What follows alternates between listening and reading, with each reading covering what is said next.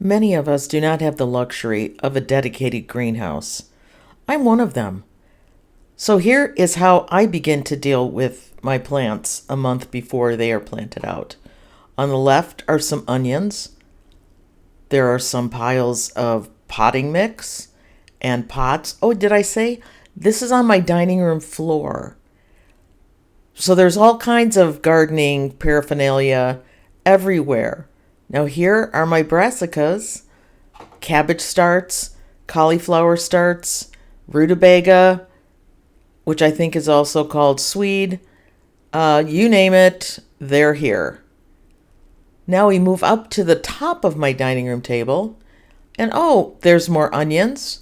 There's more onions, and there is a pile of peas that are desperate to get out. Now moving toward the cabinetry in the dining room, oh, there's potatoes, and there's a few reindeer heads that have not yet been put away since Christmas. Chitting potatoes, ones that I found here in a basket. And I thought, these are crazy looking chits. I'm going to give those a try. And then, of course, a pile of organic fingerlings. Now we're moving into the kitchen, which is right next to the dining room. And these are just some little succulents that I have in one of our windowsills. And let's look down onto the kitchen counter.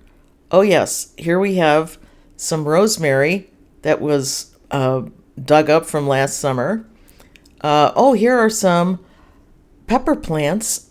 This is like a third start of peppers for some that just didn't take off quite well. So they're in the kitchen. And here is now a flat of tomatoes that needs to get potted up so they can begin to grow on their own. We have sweet peas.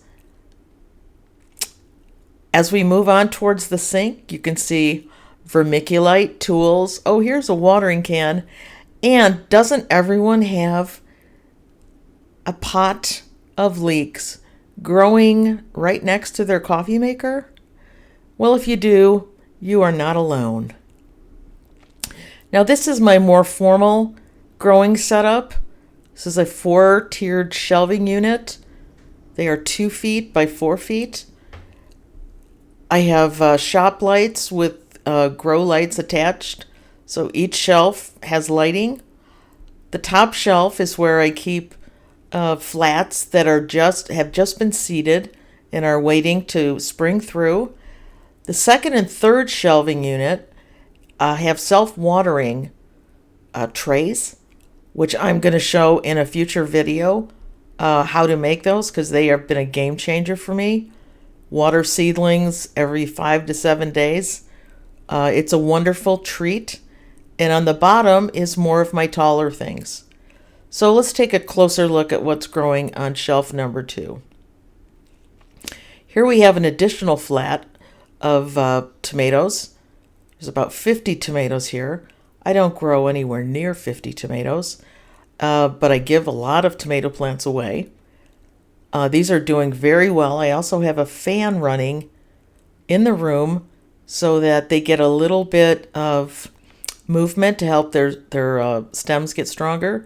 This is a flat of some flowers that I've had very sketchy germination on, except for, of course, my pink dandelions, which are doing quite well. This is a flat of basil. I think I had at least 100% germination. There are so many basil plants in there. There will be pesto in the Brennan home this year. Now these are snapdragons. Now snapdragons take a minute to get going, but once they really do, they will start taking off. So here we have about 3/4 of a flat of snapdragons. On our next shelf, this is cress, which is grown as a pot filler for flowers. I have some geraniums here, some vinca at the back. Now here I'm growing some roselle hibiscus, which I've never grown before. Some cucamelon, a lot of eggplants there at the back, a flat of geraniums, and of course the 7 celeriac that indeed germinated. So those are very special, those 7 plants right there. Now on our bottom shelf, I have a lot of peppers, some spring onions, some sweet peas.